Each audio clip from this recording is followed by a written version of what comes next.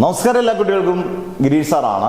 +1 improvement. ഇപ്പം കുട്ടികളെല്ലാം +1കാരെല്ലാം അത്യാവശ്യം റെഡി ആയിട്ടുണ്ട്. ഇമ്പ്രൂവ്മെന്റിന് വേണ്ടി റെഡി ആകണം. വേറെ ഒന്നുമല്ല മക്കളെ, നമുക്ക് 3 വിഷയം ഇമ്പ്രൂവ് ചെയ്യാൻ പറ്റത്തുള്ളൂ. 3 വിഷയം കഴിവുണ്ടെങ്കിൽ, നല്ല ഗംഭീര മാർക്ക് മേടിച്ചാലല്ല, ബാക്കിയുള്ളൊരു 3 വിഷയം ഇമ്പ്രൂവ് ചെയ്യാൻ ശ്രമിക്കണം. കാരണം ഇതൊരു വലിയ ഗോൾഡൻ ചാൻസാണ്.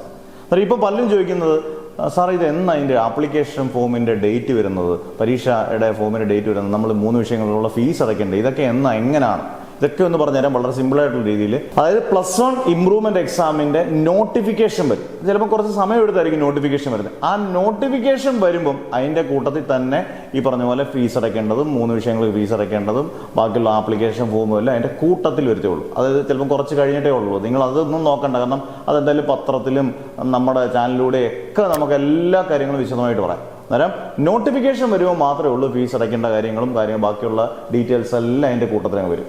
നിങ്ങൾ ഇപ്പം ചെയ്യേണ്ടത് പഠിച്ചു തുടങ്ങുക എന്നുള്ളതാണ്. കാരണം ഓഗസ്റ്റ് ഓണപരീക്ഷ, സെപ്റ്റംബർ മാത്രമേ ഉള്ളൂ. ഒക്ടോബർ പകുതിയോടുകൂടി പ്രതീക്ഷിക്കാം, 100% പ്രതീക്ഷിക്കാം നമ്മുടെ +1 ഇമ്പ്രൂവ്മെന്റ് പരീക്ഷ. അന്നേരം 3 വിഷയങ്ങളും നിങ്ങൾ റെഡിയാകുക. അത് സയൻസ് ആയാലും കൊമേഴ്സ് ആയാലും ഹ്യൂമാനിറ്റീസ് ആയാലും നിങ്ങൾ ഇത് 3 വിഷയം റെഡിയായി നല്ല ഗംഭീര മാർക്ക് മേടിച്ചാൽ, ഇപ്പോൾ തോറ്റ കുട്ടികൾ ഒരുപാട് കാണുമായിരിക്കും, ഈസി ആയിട്ട് ജയിക്കാം. ഡബിൾ പാസ് മാർക്ക് കൂടുതൽ നിങ്ങൾക്ക് ഈസി ആയിട്ട് മേടിക്കാം.